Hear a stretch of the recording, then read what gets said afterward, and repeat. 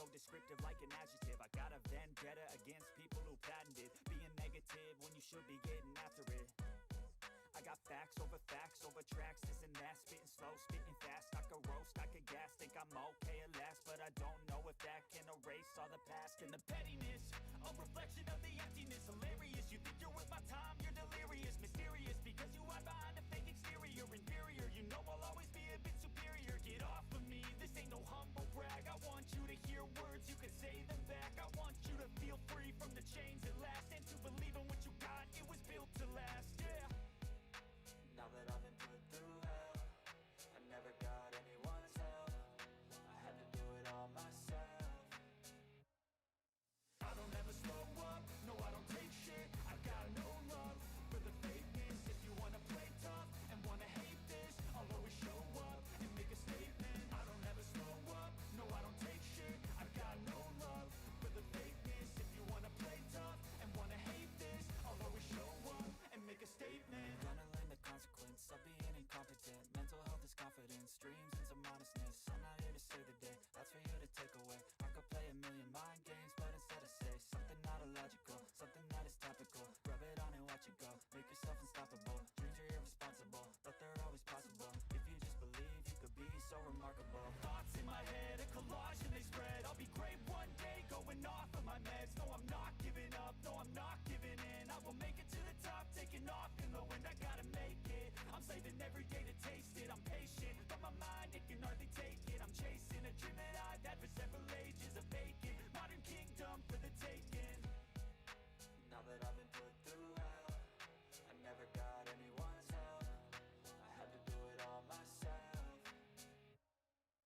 I don't ever slow up, no I don't take shit. I got no love for the fakeness. If you wanna play tough and wanna hate this, I'll always show up and make a statement. I don't ever slow up, no I don't take shit. I got no love for the fakeness. If you wanna play tough and wanna hate this, I'll always show up and make a statement. I don't ever slow up, no I don't take shit.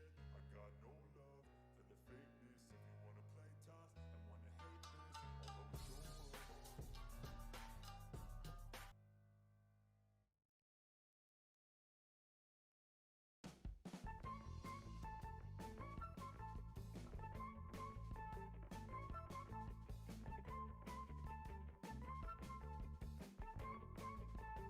I'll always show up.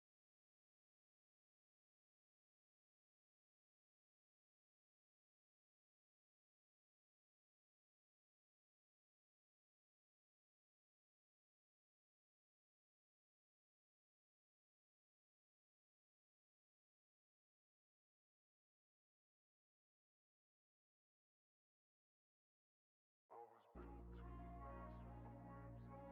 I could change the past with all I'm achieving. Got my foot on the gas, never stop competing. If you break my glass, then this life's gonna end.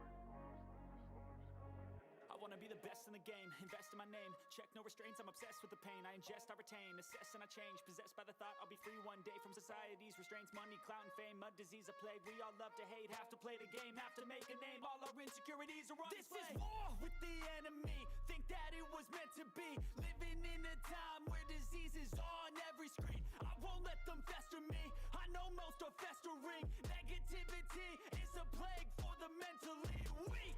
No mercy, all I got is working. Never stop searching, never quench the thirsty. I'm toxic and psychotic with this logic, you can't stop it. It's been chronic since I was a boy, so neurotic and chaotic. Go! To last with the webs I'm weaving. I could change the past with all I'm achieving. Got my foot on gas, never stop competing. If you break like glass, then this life's gonna eat 'em. Make mistakes real fast, then you learn how to beat 'em. If you take off the cast, you can see all the healing. If the pain's in the past, move on from the grieving. Put your foot on the gas, no, never stop competing, yeah. I've been doing this, I'm on it, I just wanna be iconic. Sipping on a gin and tonic, got me going off when I'm on this topic, yeah. If I ever play, I want it, you know that I'm always honest. Stay away from those who are toxic, keep 'em out your face, no way, you don't want it, yeah. Don't try to drain my energy, the enemy is everything. It's mentally, unhealthily, spreading like a rare disease. But I won't let it get to me, I don't need your therapy. I can leave a legacy of leading by intensity. Come is priceless, spread just like a virus, living in a crisis. Do you feel courageous? Do you seek greatness? Trust me, you can take it. Go on and take your aim. Yeah. Built to last with the webs I'm weaving. I could change the past with all I'm achieving. Got my foot on gas, never stop competing. If you break like glass, then this life's gonna eat 'em. Make mistakes real fast, then you learn how to beat 'em. If you take off the cast, you can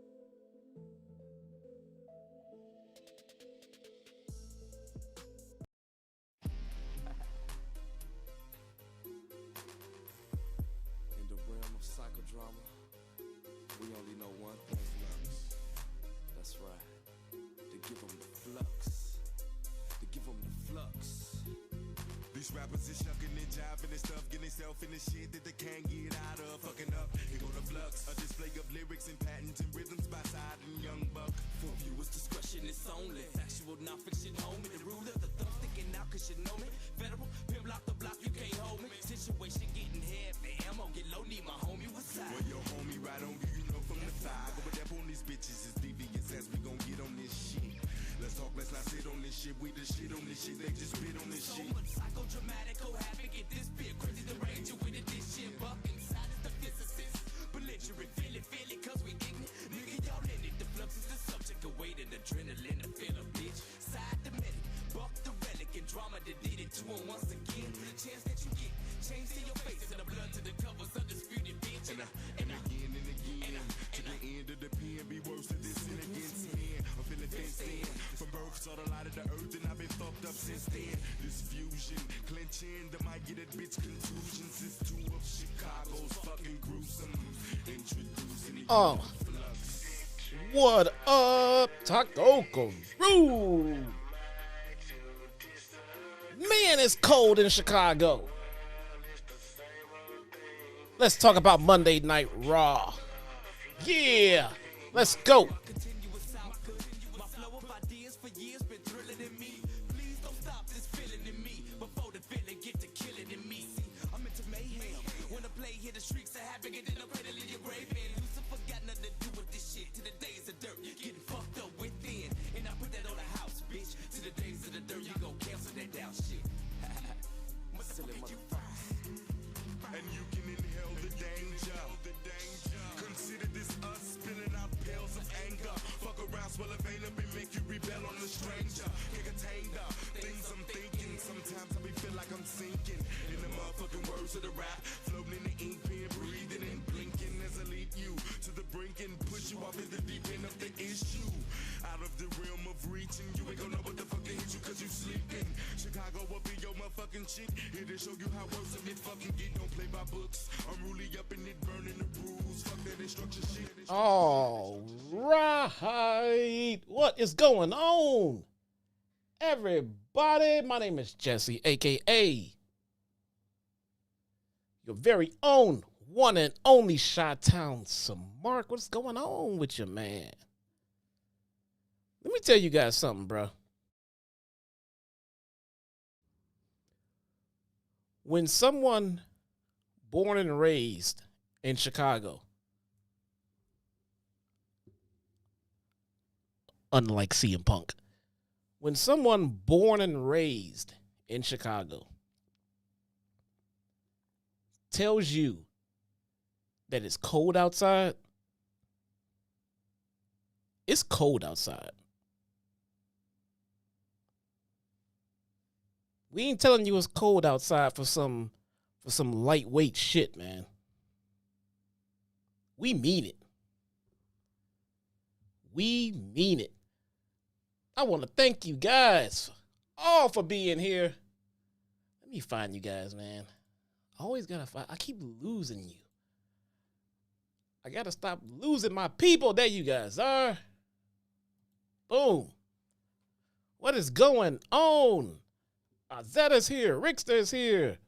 Guaz, what's going on? What? That was not shade. I'm just saying.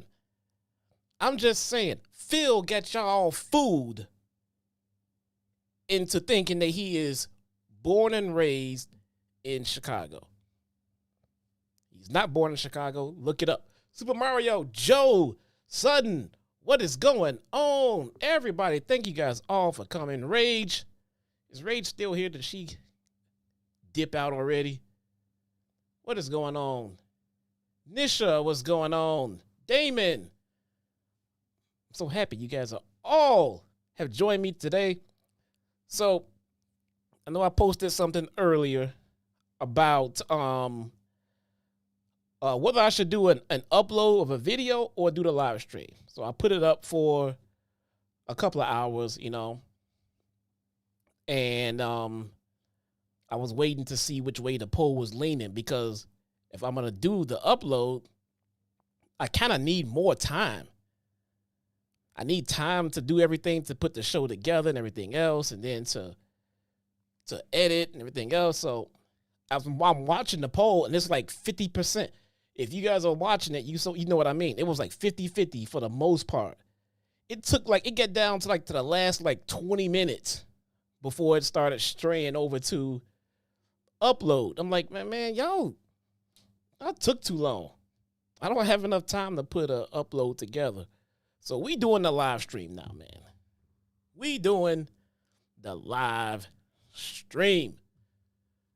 Oh, man, where do we start? Let's start with social media. Follow me on social media. If you have not already, at Chi-Town Smark, you can pretty much find me on all of the socials right there, except for the ones that have stolen my identity, like Instagram, where I will be known as the real Chi-Town Smark. I'm also on Blue Sky at Chi-Town Smark.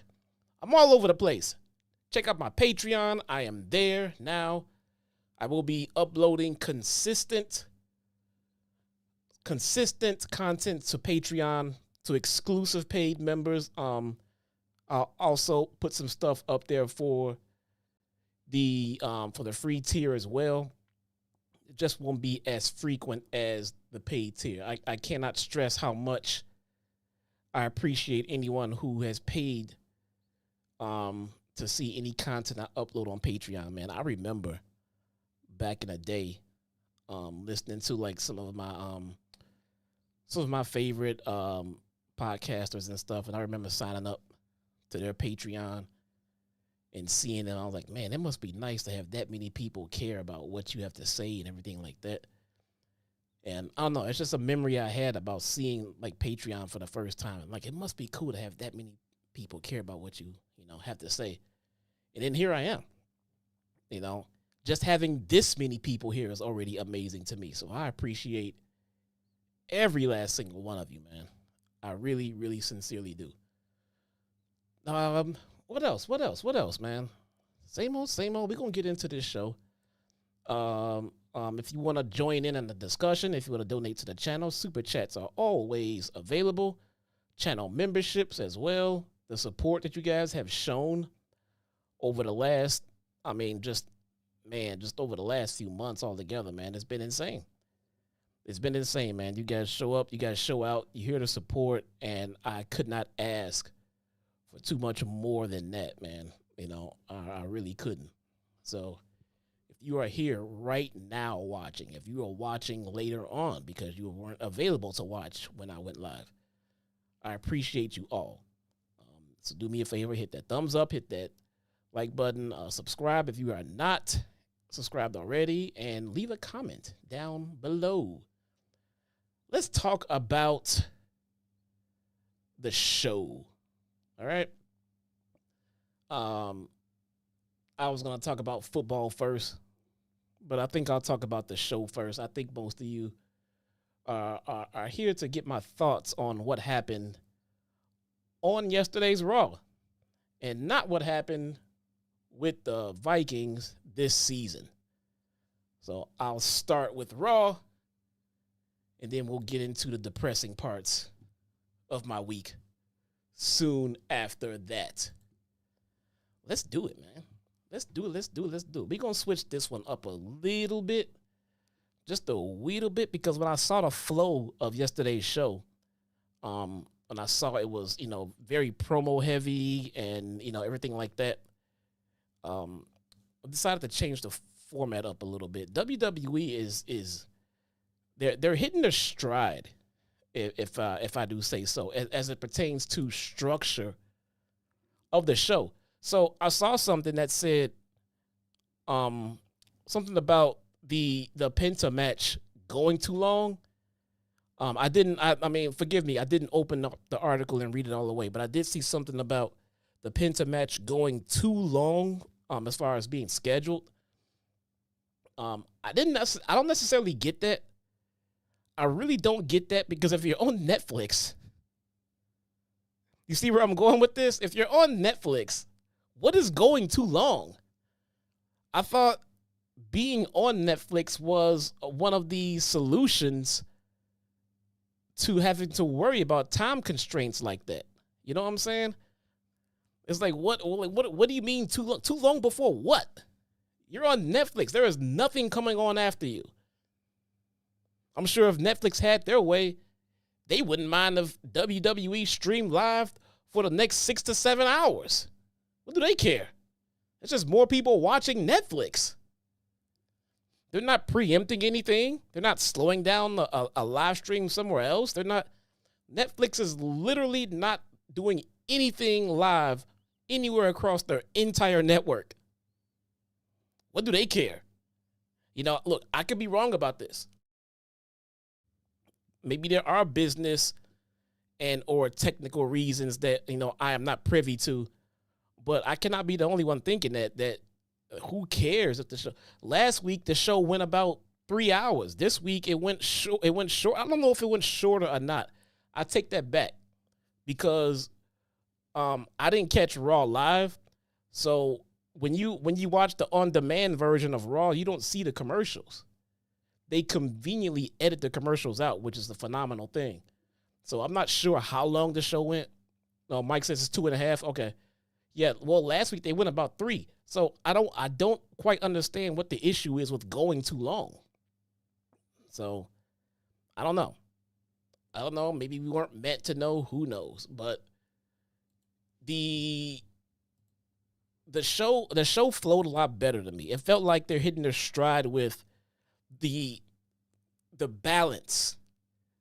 There is an invisible barrier that when you're trying to do a show, you need to hit the soft spot of the right balance of wrestling to entertainment. All right? Because too much of one is not good, no matter which one it is. You don't want a show full of like just segments and promos and sports entertainment and not enough wrestling.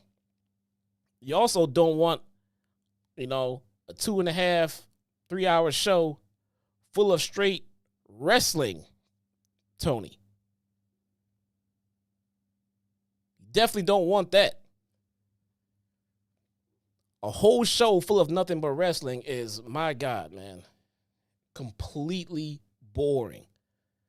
To me, it doesn't really matter who's in the ring. Unless it's a pay-per-view, watching a show of 3 hours of straight wrestling is nonsensical. And the only reason it works for a pay-per-view is because you should have spent, Tony, the last few weeks telling so much story that these matches are needed to blow off all of those storylines. So at that point, you've already built us up with so much story that we're ready to see the end game of all this story in the pay-per-view. So it's not a big of a deal to sit there for 2.5, 3 hours of wrestling because we're watching the end of all of these stories you've been giving us. Supposedly, Tony. We need the story. So WWE has been hitting the stride as far as the right balance. So, and I think last night was a good example of it too. So let's get into it. With a show that balance and all of that fun going on, I'm sure nothing but awesomeness is ahead of us. What do we have here? CM Punk opens the show. God damn it. I kid. I love Punk. To anyone new here, listening to rumors of me not liking Phil, I love Phil. Want to know what I love most about Phil? His awesome dog. Oh, man, I love that little Larry, man. My favorite. CM Punk comes out without Larry, unfortunately. Phil says he has a lot on his plate. I'm sure he does.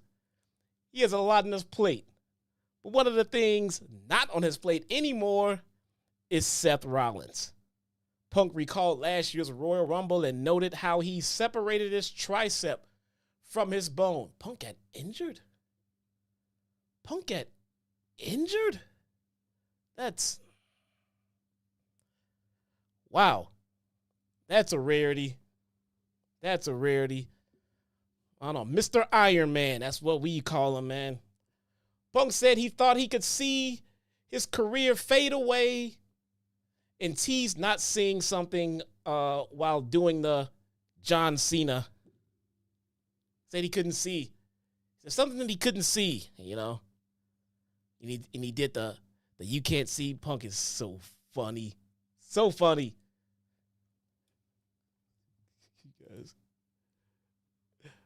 The crowd oohed and ahed when he did the you can't see me thing. John Cena, man, I mentioned this before.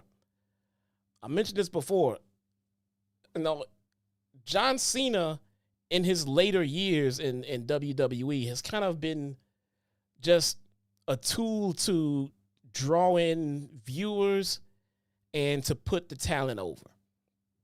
All right. And pretty much that should be his priority, you know. And at this stage of his career in pro wrestling, that should be his priority, and it pretty much is. But this time around, John Cena got into the ring and said that he is going to be in the Rumble, which by itself is not that big of a deal. But with this being John Cena's farewell tour, and with what he said, you know, accompanying that last time we saw him, when he said he is going to win the Royal Rumble. And you know what? Whenever someone like John Cena comes out and says something like that, he has to be placed pretty much at the top of your predictions of who can win. I mean, you just can't discount someone like John Cena in an environment like that when he says he's going to do something. Is he going to win? I don't know, but it's hard to bet against him in a moment like this, you know. So Punk directly spoke to Cena at that point and said he sees him, and he always has. Punk said, much like Cena did last week, Punk is officially declaring for the Royal Rumble match. Well, there you go. The Rumble match is starting to become a lot more interesting, man. Punk yelled for the production truck to play his music, but instead they played Seth's music. Those heels. How could they? Seth walked out, you know, came out. It wasn't his usual, you know, vibrant self. Punk looked kind of pissed off as Seth's song went away. The crowd kept it going as usual, you know. Seth said, Seth no-sold the sing-along and took off his sunglasses, and he looked pretty pissed off. He also had a black eye. That would make me pissed off too. Seth said that Punk shouldn't be surprised to see him because he said, win, lose, or draw, I'll be standing right here. Rollins said he was a man of his word, and Punk wasn't. It's another important thing, man. When a babyface says they're going to do something, I think it's pretty much more important for the babyfaces than the heels. They need to do it. They need to do it when the fans put their trust in you. As far as you being a babyface, you say you're gonna do something, you need to do it, and that's what Seth did. Seth said, "Win, lose, or draw, I'll be here, and here I am. I'm a man of my word, and you ain't." Rollins said he'd rather be the worst version of himself than any version of Punk. That's kind of cruel. It's kind of cruel. How could he be mean to Punk like that? Seth said last week was the worst loss of his career. Rollins said he was disappointed in himself, and because he underestimated Punk, and the only thing he can do for redemption is take Punk's WrestleMania dreams and flush them down the toilet. And then Seth Rollins declared himself eligible for the Royal Rumble match. Rollins said he will dump Punk's ass over the top rope on his way to WrestleMania. Punk said Rollins will be taking the easy way out by eliminating him at the Rumble. Drew McIntyre's music hit. Drew grabbed the microphone. I think I know where this is going. Punk reminded McIntyre how he beat him within an inch of his life last time he saw him. Drew said, as he came out, Drew said, I wasn't even addressing you, bruh. I wasn't addressing you. What are you talking about? He was talking to Seth. Seth responded by saying he'll stomp Drew's head in. McIntyre said Punk and Rollins are a lot like they're a lot alike, and the only difference is one of them knows how much of a piece of crap he is. Who's Drew talking about? McIntyre said Rollins is nothing but an act and called him out for having a selfish agenda for not intervening in the Bloodline saga. McIntyre called Rollins pathetic. Seth tried to respond, but Punk cut him off and said if anyone wanted to swing, said he's down for it. Rollins hopped on that train. McIntyre asked if they wanted a Punk, Rollins, and McIntyre match right here in San Jose, which right away I knew that match wasn't happening. Tease walked into the ring before he screamed, nah. McIntyre said Roman Reigns is playing chess while everyone else is playing checkers. What a damning statement right there, man. If you really look at the bigger picture of this whole bloodline and Roman's return to the top and getting his Ulafala back, isn't it so true? Roman Reigns is out here playing just straight up chess, bro. Everyone else is playing checkers, and they're missing the bigger picture here. And then Drew declared himself eligible for the Royal Rumble.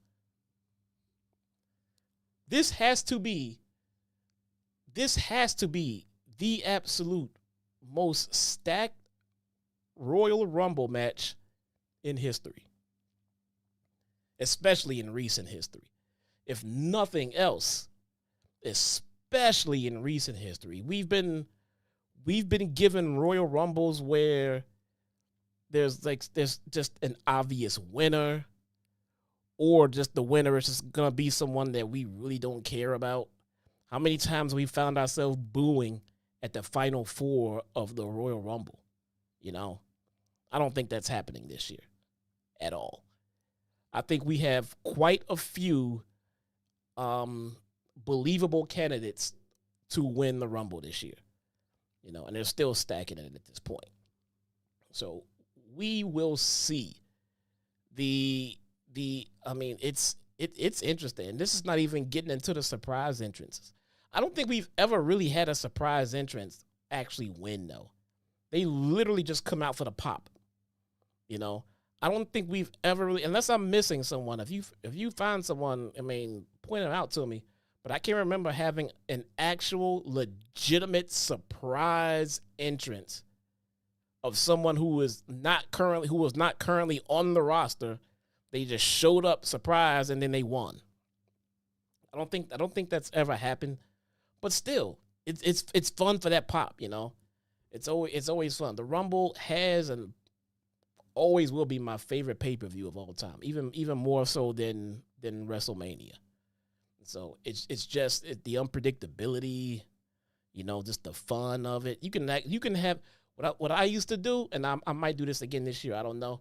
I would have a pay-per-view party like at my house and watch the pay-per-view. And even like my friends who don't watch wrestling at all, you know, everybody used to be a wrestling fan.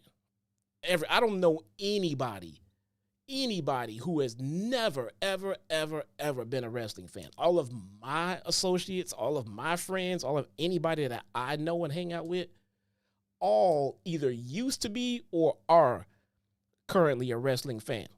So when they come over for my Rumble parties, it'd be fun because it'd be a nice little throwback. They normally see someone that they haven't seen in a while, someone that used to wrestle when they watched all the time. So it's always fun. So I might do one this. I don't know if I'm gonna do one this year though. I might be here hanging out with you guys instead. I haven't done one in a couple of years, to be honest, because I've been here hanging out with you guys. So the first match, where is it? The first match of the evening. Right away, we get Chad Gable versus a mystery luchador. It was Penta.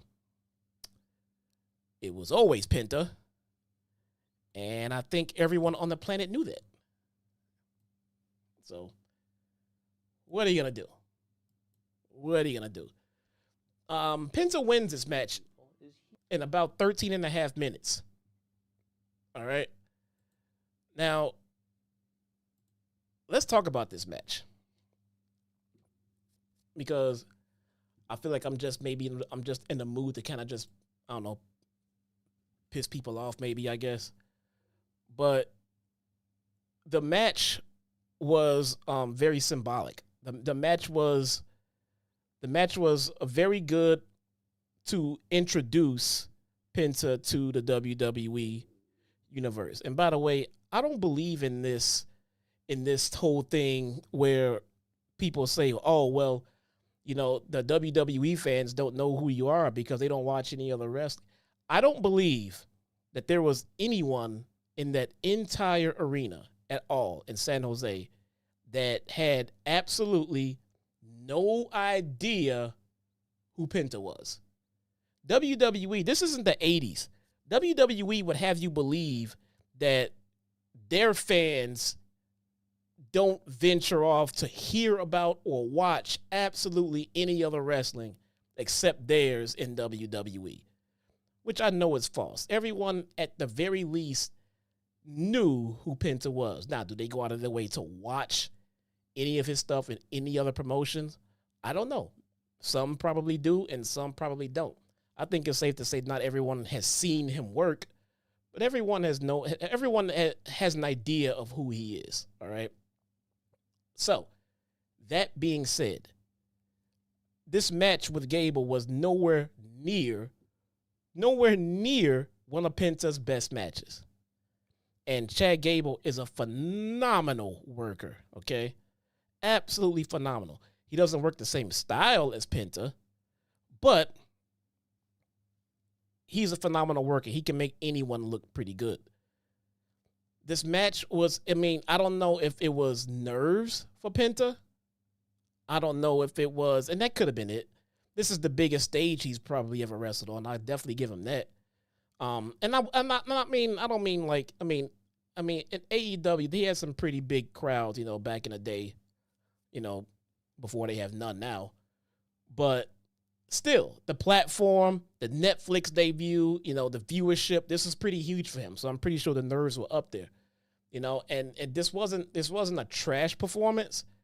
This was okay. It was pretty good. You could see some of the sloppiness that was there. You can see how the crowd kind of got out of it a little bit.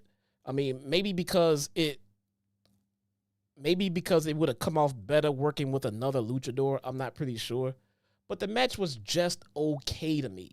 And I'm seeing people go out there and put this over like being, absolutely incredible and everything else. It was not. It was not, man. I don't understand why people are going that hard on how good the match was. Now, I think Penta will be a nice fit here. You know what I'm saying? I think he'll get some fantastic matches with a lot of the guys on the roster here. And he looks happier than shit. You can tell his family was ecstatic for him. They were front row, all of that. I'm really happy for the guy. I think he's going to do well.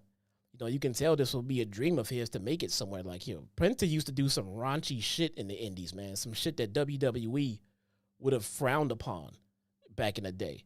But now, he can be adjusted to the WWE way and everything like that. I think Penta will do well. This match could have been a lot better, though. I think the presentation for Penta was absolutely amazing. You can tell he has the energy. He loved being out there. He enjoyed himself. So there's nothing, WWE did nothing wrong here as far as the presentation of Penta.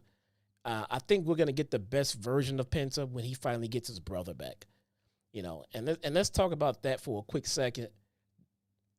Commentary and WWE and everything else, they kept pushing the narrative of Penta was, what did they say? The greatest luchador, the best luchador that there is. He's the absolute best luchador that walking the planet and everything else. I have questions about this. How is it that you are trying to convince me and or your fans that this is the absolute best luchador on the planet when you have not spoken an absolute single word of him in like the 30, 40 years of your existence? I mean, you've never once mentioned this Penta guy at all. I remember when Rey Mysterio used to tell us was the greatest luchador there is. Now it's Penta. Not only that, hot take here, not only that, I don't think Penta is the best luchador on the planet. He's not even the best luchador in his family. All right? And that's taking nothing from Penta. Penta is fantastic, but his brother is better. So the elephant in the room with everyone in that arena had to be Rey Fenix.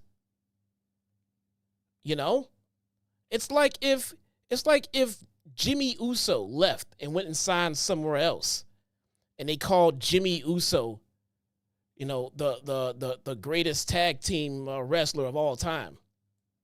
Well, motherfucker, who's the other half? Why have you never mentioned this? You know what I'm saying? It's an incomplete story. And I don't think it's fair to call Penta the greatest luchador, in the world right now. It doesn't mean he sucks. Penta is phenomenal. It is not a case of he's not worth it. This is the case of overhype by WWE. That's my point here. So don't come at me with, now you think Penta sucks. I do not think Penta sucks, nor have I ever thought Penta sucks. All right? I think WWE is trying to put out a word fucking salad and oversell the man when they are just, to me, they're just trying to rub salt into the wounds of them taking, a high-end talent from AEW. They got him, and he's happy to be there. They win. Don't feed me bullshit like he's the greatest luchador of all time when for your entire existence, you had me convinced that was Rey Mysterio. Which one is it? And that performance with Penta last night was not worthy of being called the greatest luchador of all time. All right? You're overselling the man. Just tell the people that he's fantastic at what he does. You're going to be amazed, and you're going to love it. All right? Stop overselling him. You make it harder for the guy to fucking get over if you're going to tell people that he's that much amazing and everything else, and then they watch him and they're just like, he's all right. This wasn't, and I guess I got here because that wasn't even his best performance. It wasn't even his best performance. No, it was nowhere near his best performance. And they're telling the fans that he's the greatest luchador of all time. Well, if I've never heard of him and they're telling me he's the greatest luchador of all time and I watched that match, I'm sitting around looking like he ain't better than any luchadors I've seen in WWE. If I'm going to base it on that match. So stop overselling it. Just let the man go out there and do what he does, and he'll get over on his talent alone. They still have the uphill battle of marketing this guy with the language barrier. By the way, his English yesterday was fantastic. I've never heard clearer English from Penta than I did last night. It looks like he clearly was working on his English over the past few months. Overall, it was a good showing. Chad Gable did what he does best. He did make him look great. The match did go a little long. Not going to lie. It was 13 and a half minutes. The match went a little long. And that is time that could have been used elsewhere on the card, and we'll get to that a little bit later. But the debut was a success. The presentation was a success. If anything did not go right, it was WWE's overhype of Penta. You give him no room to grow if you just put him out there as the greatest ever on day one. Relax. Penta's awesome. And if any of your fans have never seen him work before, they'll realize that he's awesome. There is no need to oversell. After the match, Jackie Redmond hopped into the ring to interview Penta. Penta took to the microphone and yelled, "Thank you, San Jose." Penta said WWE is his new home, and the crowd cheered. Penta said he knew everyone was waiting for this moment, but the truth is, Penta was waiting for this moment. Penta spoke in Spanish for a while, and in San Jose, everybody but me understood what the hell he said. The camera zoomed in on his face, and Penta said he knows it's a new era in WWE, and it's not only the Netflix era, it is the Penta new era. Penta did the Zero Miedo, told the crowd he loves them, hit the music, went out there, hugged his daughter. Segment was over. Also, I saw someone on social media call out the little girl for crying over a Penta debut, and the ass clown get just fucking reamed for it, as he should, not because he didn't know that was Penta's daughter, because no matter who it was a little girl having fun at a wrestling show, and he's calling her out for it and like giving her I mean, I don't understand people on social media sometimes. They will legitimately see someone enjoying themselves and feel like, I have to stop this. That person is having fun. Someone's got to stop this. It's terrible, man. It's terrible. Let's say that kid had no idea who he was and never met him, but she was just so happy that he was finally here. I mean, I'm assuming she wouldn't be crying like that if she had no idea who he was. But let's just say she was just a wrestling fan and was so happy to finally see him in WWE that it made her cry. That's a beautiful thing, you know? And you want to shit on her for that? No, fuck you, man. Fuck you. The kid's having fun. Leave her alone, man. Moving on. The Judgment Day. We're talking backstage, and Dominic had a bunch of roses for Liv. Dom is in the doghouse again. I don't think Dom knows how to deal with women, man. And then again, he's young enough so that he shouldn't know how to really deal with women. So I get it. I guess I get it. Dom said it wasn't, he said it wasn't what it looked like last week. Dom got in the ring last week and appeared to try to give Mommy a hug after she won Liv's title. And then Mommy beat the shit out of him. So Liv said she wasn't mad and then gave Dom a list of things she wanted him to do, including grabbing her bags. Liv left Dom and told the guys he didn't think Liv was mad at all. They turned to Dom and said, "You have a lot to learn about girls, man." Like, quickly. Let's see. Balor told Dom to hang back during his match with Priest. Said he got this. You worry about getting Liv's bags. All right. We got Sheamus versus Ludwig Kaiser. It's a fine match. Nothing crazy. Only 8-9 minutes. You know, what do you expect from these two guys? Hard hitting, you know, love beating the shit out of people and everything like that. It was fine. It just seemed like a match that was like, what's the purpose for it type deal? I don't know. Maybe that's just me and how I took it. But Sheamus did defeat Ludwig. I like saying Ludwig. I'm not gonna lie. I kind of enjoy saying Ludwig. How did he beat him? Kaiser teased the kick. Instead, we get a bro kick from Sheamus. He won with a bro kick. So I thought it was fine. I thought it was nothing crazy, nothing insane, but nothing offensive either. It didn't take up a lot of time, I guess, so it was fine for what it was. After the match, Sheamus went ringside to celebrate with Pat McAfee, and Braun Breaker was sitting ringside in the crowd. Breaker stood up. Sheamus pushed him. Officials broke it up, and the show rolled along. They're making Braun Breaker a big deal, and I can appreciate that, man. That's how you make new stars. You gotta make them a big deal. You gotta convince people that you believe they're a big deal. Because if you treat them like a jobber, then that's exactly what we're gonna do. We get Kathy Kelly. She caught up with Seth. Seth was walking backstage. Turns out next week it'll be Drew McIntyre versus Seth Rollins. Seth said he owed Drew for WrestleMania, so next week should be fun. Seth then ran into Sami Zayn, who told Seth if he needed anyone to talk to, Zayn would be there for him. What a nice guy. What a nice guy. Rollins said last week was a rough week for him, but it was a great week for Sami because Roman Reigns is the tribal chief again. Rollins asked Zayn if he was going to help Reigns win the Royal Rumble too, and then the undisputed WWE Championship. Rollins asked Zayn if he would keep helping Reigns or if Sami would start helping himself. Guys, is Seth wrong here? I don't think Seth is wrong here. Makes some pretty good goddamn points. Not gonna lie. The Miz and Karrion Kross, they were talking backstage. Kross found out that the Wyatt Six have been moved to SmackDown. Zayn walked in and Kross told Zayn he heard his conversation with Rollins and he found it interesting.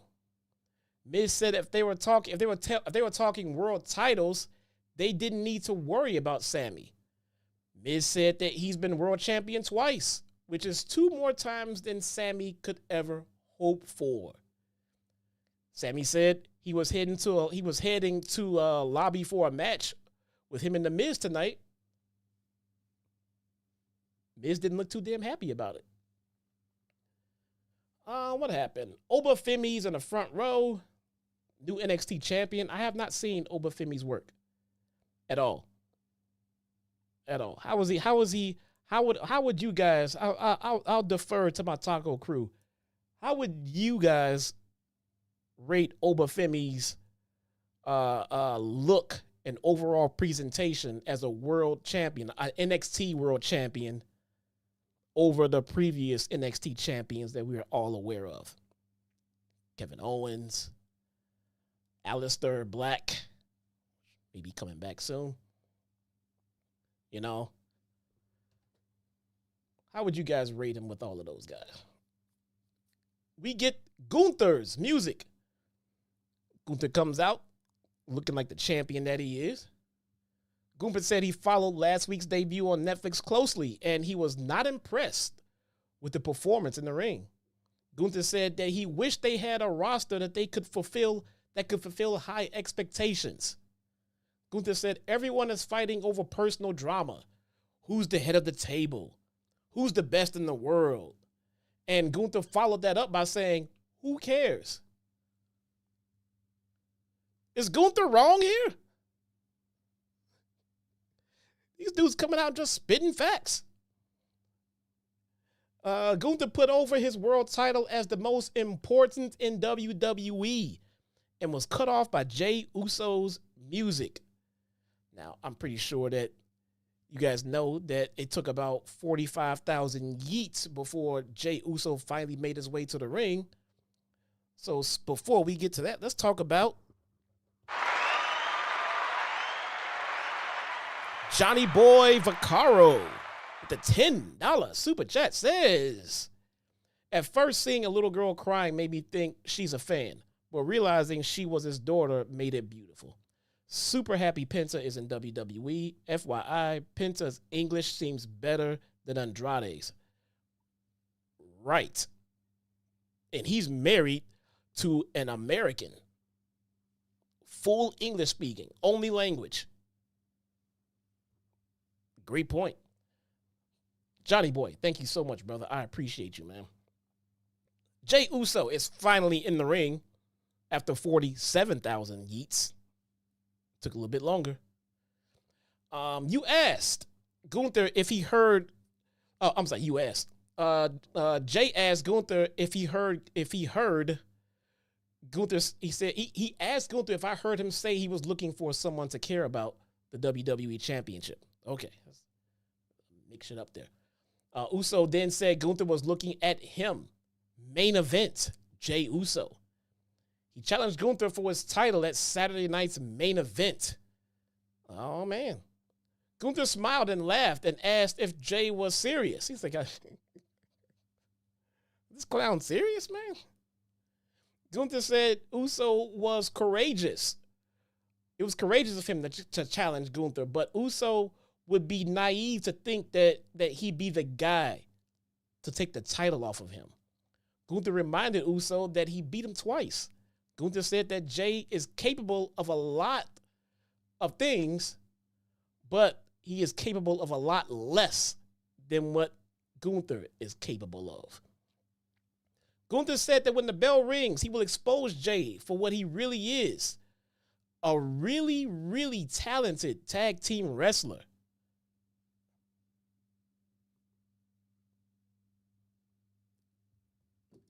Is Gunther wrong?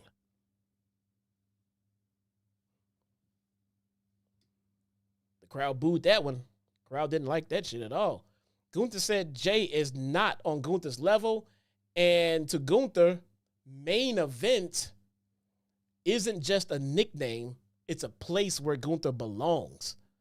Gunther said Jey should stick to this yeet and out of the championship business.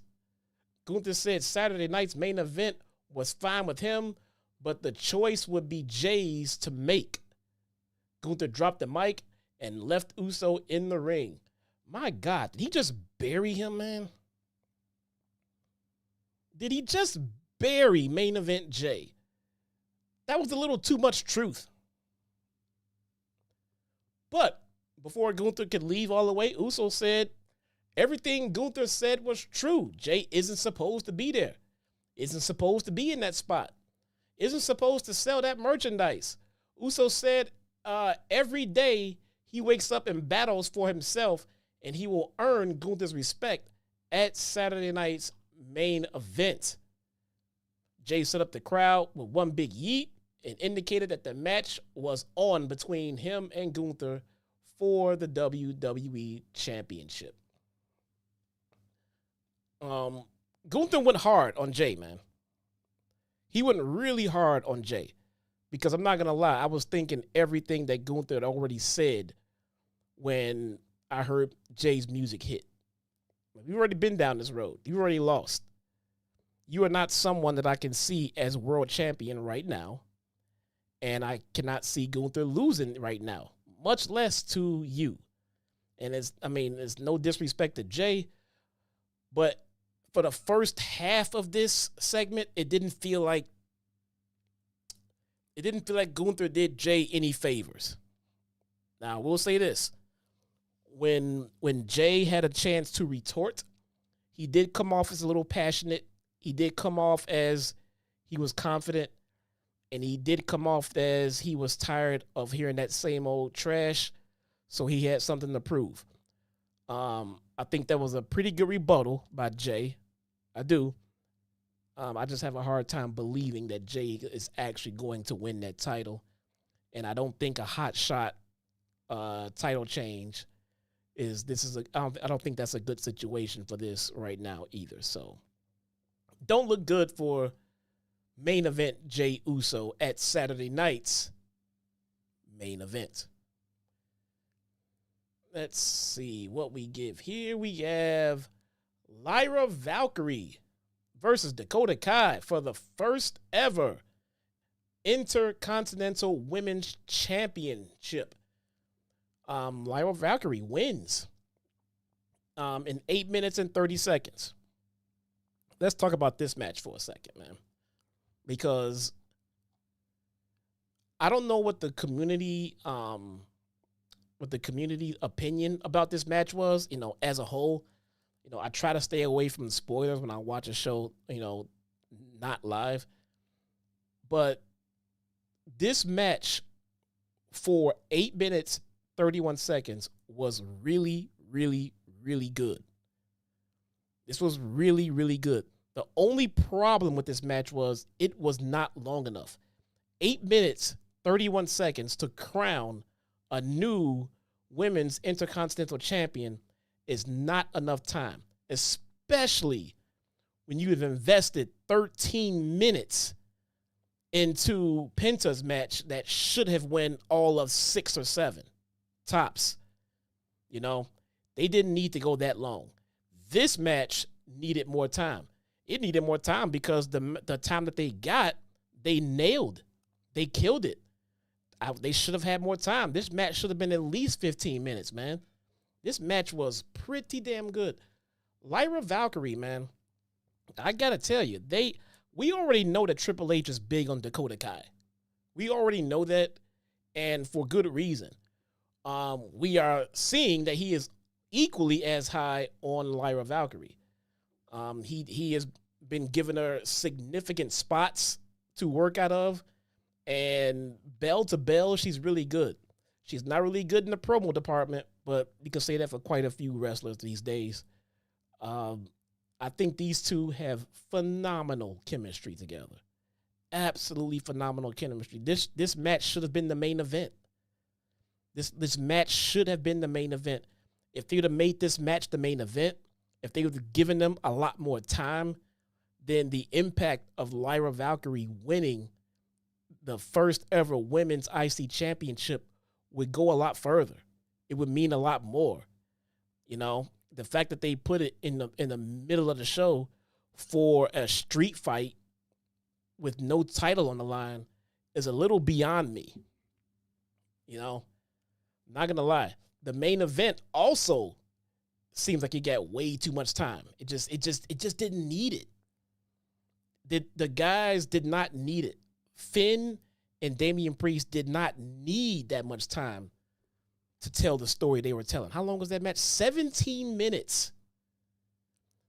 The main event went 17 and a half minutes. And Valkyrie and Kai got 8.5. That's a little lopsided. That's a little lopsided, especially when these two women went out there and put on a damn good match in that 8.5 minutes. Imagine if they would have had twice as much time as that.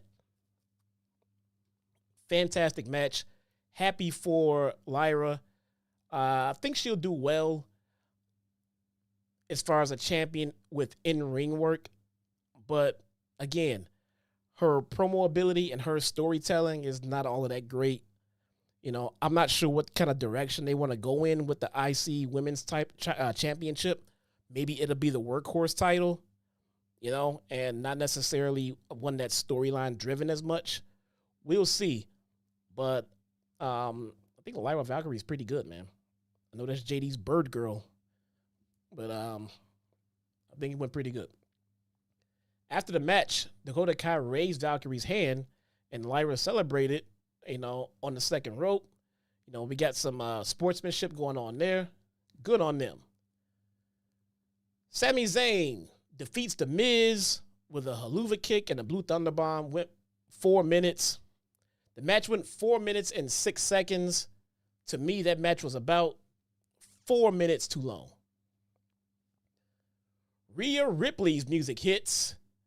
The new WWE Women's Champion made her way to the ring. She screamed, "Mommy is back." Mommy went anywhere, man. Rhea Ripley leaves my screen. I'm well aware of it. Ripley reminded everyone that she is the new Women's Champion. She was out celebrating herself, having fun, and then Nia Jax came out. Jesus. Why? Nia Jax then hit the walkway, came out. Jax said she couldn't take it anymore. She said, "I can't take it anymore. I can't stand to see someone in the ring enjoying themselves, not talking about me." That's not what she said. That's what she was thinking, but that's not what she said. Jax said via the transfer window, she couldn't help herself because she wanted to talk to mommy. Nia said that she came out to let Rhea Ripley know that she is declaring herself for the Royal Rumble and that she will take whatever title she wants. Jax pointed out Bayley in the crowd and wondered what she was doing there. Jax said Bayley would be from this poor, dumb, nasty town of San Jose. Jax said there's only one woman in the top of the women's division, and it's her, Nia Jax. She said it wasn't Ripley or Tiffy. Bayley, the latter of whom hopped the crowd, hopped the crowd barrier. She hopped the barrier at that point. You know, at this point, if I'm Rhea Ripley, I'm probably sitting there asking myself, why is Nia Jax out here? I couldn't help but hear you talking, so I came out to tell you I'm entering the Royal Rumble. Bitch, okay. Great for you. Why are you out here on my time? Why are you out here on my time? But Bayley did hop the guardrail, grabbed the microphone, and she went to go get in the ring, and then she respectfully asked for Rhea Ripley's permission to enter the ring because that was her time. That was her moment. And she didn't want to impeach on it without approval. Wiped her feet and then got into the ring. And said it might not be her show, but it's her city. Bayley called Jax a big, old, dumb idiot. I love Bayley's insults. They're so juvenile.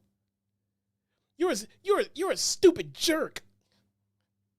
You're a dumb idiot. I love Bayley. She come with the heat. You're a big dumb idiot. That's Bayley.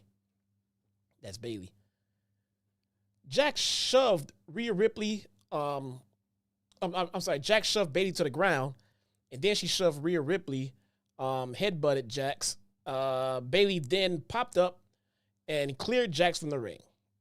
Bayley and Ripley embraced as Jax retreated up the aisle. And that was the end of that one.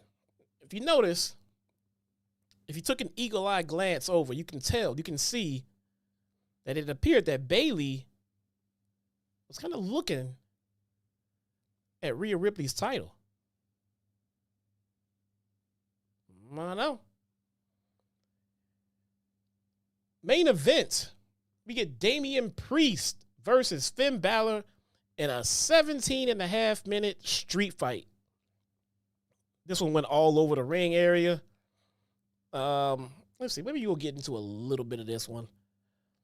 Let's see. They went into the commentary table.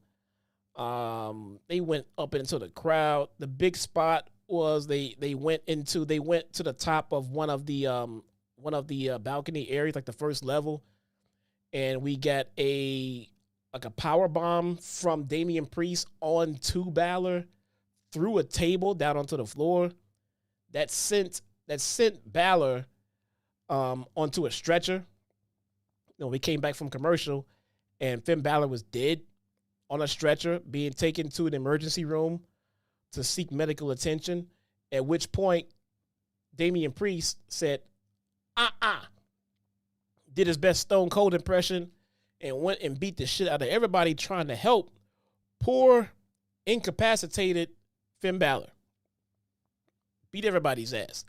Got him off that stretcher, and the fight continued. They kept on going. They went back and forth. There were a few too many unbelievable kickouts here. Just a few. I don't understand why. Again, this was a 17.5-minute match that had nothing on the line. I do not understand why they didn't give this amount of time to the women's IC match in the main event and gave these guys about 8 to 10 minutes. I don't think they needed this much time to tell the story they were telling. So, and if I end up seeing Damian Priest and Finn Balor in another match, then I'm going to come back and revisit this review and say, now I'm really pissed, because why did this need to happen if this wasn't even the blow-off? So I'm assuming this is it. But nonetheless, Damian Priest defeated Finn Balor via pinfall in the street fight. Like I said, over 17.5 minutes. The match went way too long. It was overbooked, but it's a street fight. It's supposed to be overbooked, you know? Because if no one else came in to interfere, I will say this, they did kind of bury the Judgment Day when you get all of them couldn't beat Priest. They were all in the ring at one time. All of them couldn't beat Priest. That's a little bit of a stretch, man. That one I didn't get. Then the War Raiders came out later, then they kind of cleared the match up, but it kind of made them look weak, if you asking me. But that's just me. Maybe this whole feud is blown off. We shall see. Only time will tell. That is Monday Night Raw in a nutshell. Pretty good show, man. It was a pretty good show. Like I said, I like the balance. I like the balance of making sure you have the right amount of sports entertainment to wrestling. Not a bad show. I'll definitely give it at least like a good 4. A good 4 tacos out of 5. Can't complain about it. The Netflix shows do come off as a little bit more exciting. You know, a little bit more fun. Maybe it's just the unknown factor. Maybe it's the fact of you not knowing what WWE is going to throw at you next because you know they are hell-bent at getting this Netflix deal over and everything like that.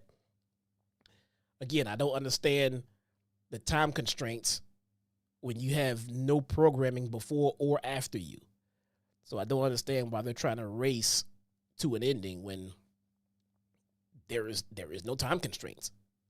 To me, it just feels like it's just there for no reason. So that is Raw. Let's talk about the Minnesota Vikings versus the LA Rams yesterday, man. Let's talk about that one. So I know a lot of you were curious on my thoughts on it. I didn't really go too far into it on social media. By that, I didn't go into it at all. You know, so I sat down to watch the game, right? And right away, I started getting pissy with the NFL because early on, and as often as possible, the NFL made this game about the wildfires in LA. They made this game out to be the LA Rams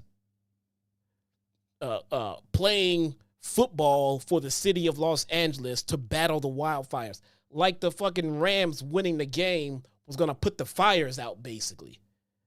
You know, the NFL, they've been doing this for a while now. The NFL has kind of copied the WWE style of having a backstory to their football games. They'll try to insert some kind of storyline into their games. If you have not noticed that, pay extra attention to them, and when you can, they'll add some kind of bonus narrative into the games. And this one was the Rams, you know, playing for the city of Los Angeles and the victims of the fire and everything like that. Look, man, it sucks what they're going through. It's a tragedy, and of course, no one wants them to, you know, to suffer any more than they need to. But this game is about football and not the goddamn Rams. So to make that clear, it's just not about the Rams and them playing for survival of the city and none of that bullshit. It did kind of feel like the refs kind of had that narrative in their back pocket as they were making some of the calls. Some of them were pointed out on social media. If you're interested in them, they're all out there. Whereas clear as day that they just gave the call to the Rams. But look, I'm not here to complain because my team lost. They lost decisively, all right? And to me, the problem, and this is another discussion going around the whole community right now. To me, the problem was Sam Darnold. Now, I understand that Sam Darnold didn't have a lot of time to throw the football. I get it. I saw the game that you guys saw. But that being said, he didn't make smart decisions when that pressure came.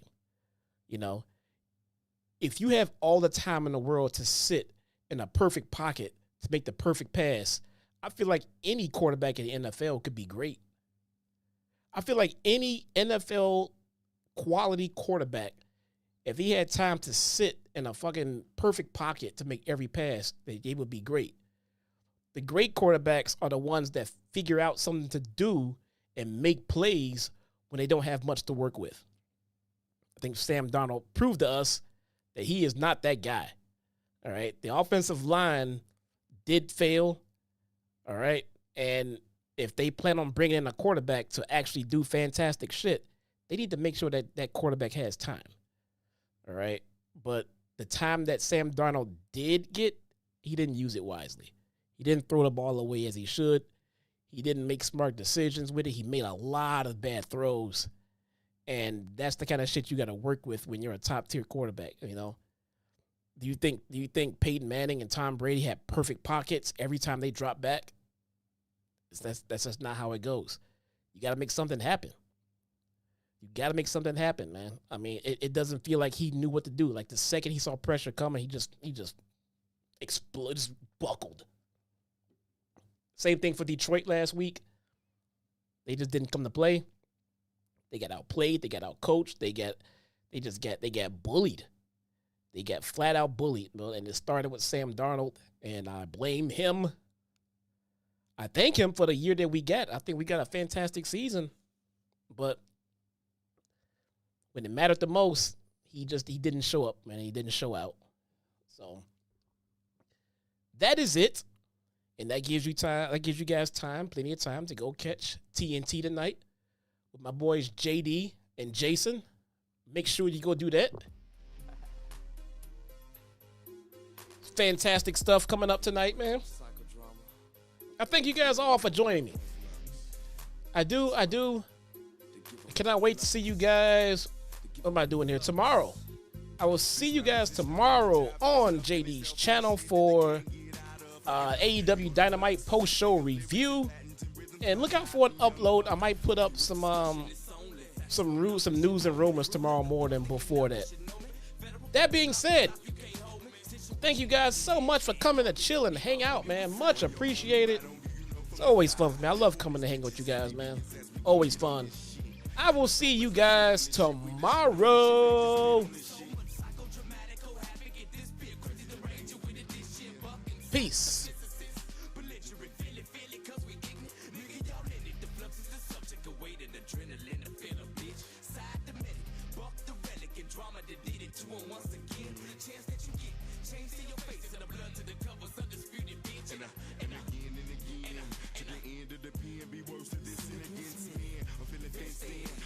Saw the light of the earth and I've been fucked up since then. This fusion, clenching, that might get that bitch contusions. It's two of Chicago's fucking gruesome.